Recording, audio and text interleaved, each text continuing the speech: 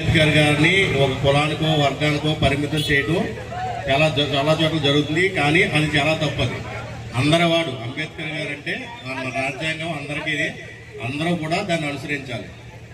ఆయనకి మీరు ఇచ్చే గౌరవం ఏంటంటే ఆయన రాసిన రాజ్యాంగం ప్రకారం ఆయన మనకి ఎస్సీ ఎస్టీ బీసీ మైనారిటీ అదే వరకు అగ్రవర్ణాలకి అందరూ ఆయన కొన్ని దిశానిర్దేశం చేశాడు. ఈ రిజర్వేషన్ మీరందరూ కూడా ఆయనకి మంచిగా జరగాలి, ఆయనకి మంచి పేరు ఇంకా మంచి పేరు రావాలని అంటే ఆయన పొందుపరిచినటువంటి రిజర్వేషన్ ఫలాలను మీరు పూర్తిగా అందిపుచ్చుకోవాలంటే మీరు ఏం చేయాలి? బాగా చదువుకోవాలి. బాగా చదువుకుంటే మీ తల్లిదండ్రులకి మంచి పేరు వస్తుంది, మీ కుటుంబాలు బాగుంటాయి. మనకున్న రిజర్వేషన్ బట్టి మంచి ఉద్యోగాలు ఐఏఎస్ ఐపీఎస్ చాలా మంది అవుతారు.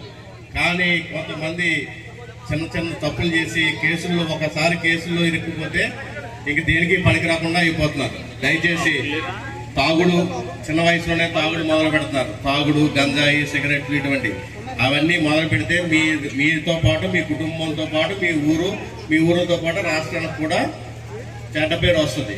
కాబట్టి మీరందరూ బాగా చదువుకోండి. మంచి రిజర్వేషన్ ఉన్నాయి అందరికీ.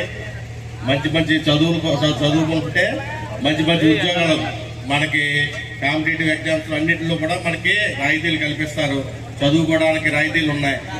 చదువు మీద దృష్టి పెట్టాలి. మీరు 22-23 సంవత్సరాలు వచ్చే వరకు చదువు మీద దృష్టి పెట్టి మన కుటుంబ సభ్యులు మీ అమ్మా నాన్నగారిని గుర్తుపెట్టుకోవాలి. ఎల్లప్పుడు వాళ్ళు రోజు కూలికి వెళ్ళి మిమ్మల్ని చదివిస్తారు. మీకు కేటీఎం బైక్ కావాలంటే 2 లక్షలు అప్పు చేసేస్తున్నాడు మీ నాన్న. అప్పు చేసి బయటకు వచ్చి కొనిచ్చేస్తున్నాడు. నేను బైక్ ఇవ్వకపోతే నేను చచ్చిపోతాను అంటున్నాను. ఎక్కడ చచ్చిపోతాడో నా కొడుకు అని చెప్పి అతను వెళ్ళి ఏ పెద్దవాళ్ళ దగ్గరికి వెళ్ళి ఒక 2 లక్షలు 2 రూపాయలు వడ్డీ 3 రూపాయలు వడ్డీ తెచ్చి ఆ రెక్కల ముక్కలు చేసుకున్నారు. నువ్వేమో బైక్ వేసి తిరుగుతున్నావు. తిరిగినా పర్వాలేదు. తిరిగి ఏం చేస్తున్నారో మందు తాగి యాక్సిడెంట్ మొన్న అక్కడ అయింది. పొలమూరులో 3 కుర్రాళ్ళు చిన్న పిల్లలు మందు తాగి కరెంటు పోలు కొట్టి 3 చచ్చిపోయారు. ఏంటి పరిస్థితి? ఇటువంటి చేయకండి దయచేసి. మన సర్పంచ్ గారు చెప్పినట్టు అందరూ కూడా కుల మతాలకు అతీతంగా కలిసి ఉంటారని నేను కోరుతున్నాను. Thank you. అలాగే ఈ కార్యక్రమంలో మరో ముఖ్య అతిథి పెద్దలు మన ఆసంట సబ్ ఇన్స్పెక్టర్ ఆఫ్ పోలీస్ కట్టా వెంకటరామ్ గారు కూడా, ఎందుకంటే ఒక